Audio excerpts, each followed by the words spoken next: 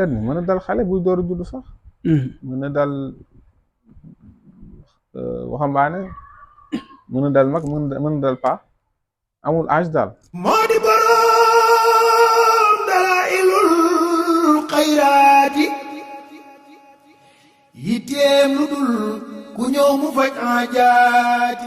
parce que mënuma dem te waxtaanaloo ma ci hernie waaye tam joxoo ñu ci ay tegtal ci li nga xam ne mooy hernie naka lañ cay fajoo d'abord dama bëgg nga commencer ak naka lay dëkkee nit ak bu ñëwee ci nit naka nga koy xamee. hernie ni muy commencé day mel ni biir boo xam ne dafa am ngelaw. mel ni bul boo xam ne day baagante ci wet yi wala parfois mu wàcc dem ba ci jumbax bi. bu yàggee mu wàcc dem ba ci naq bi. parfois mu yéeg dem ci wet yi parfois mu wàcc bu commencé yàgg nag ba sori day commencé dem ci xuur yi.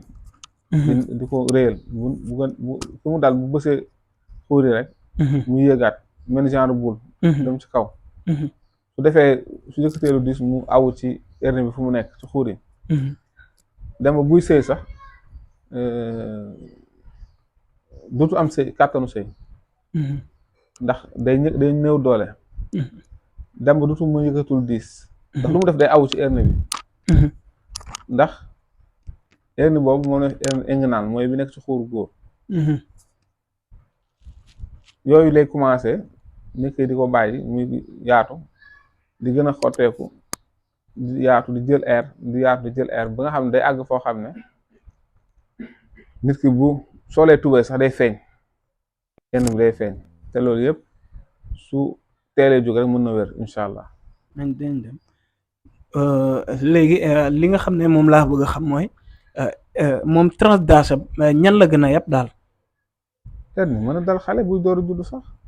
mën na dal waxambaane, mën na dal mag, mën na dal paa, amul âge daal.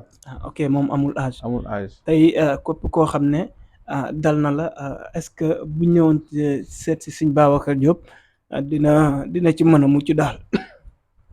waaw loolu dañ koy faj ba nga xam ne day disparaître carrément ci nit ki. ndax man yàlla dimbalee na ma lenn muy bëri na feebar yoo xam ne nit ki dañ koy opérer pour mu mën a wér. ñu dañ koy faj ba mu wér incha allah. bëri na feebar yoo xam ne nit ki day opérer door a wér. bu dee ñun dañ koy faj ba mu wér te du jaar ci opération incha allah.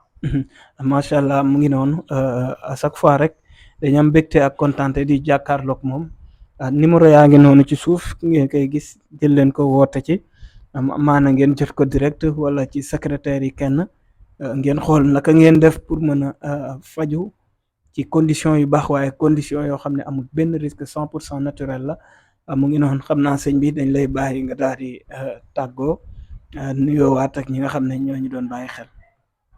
waaw tàggatoo bi dañuy wax asalaamualeykum wa rahmatulah taala wa barakaatu di leen jox dig daje ci yeneen jotaay. moo di boroom dalailul xayraati yitteem lu dul ku ñëw mu faj aajaati.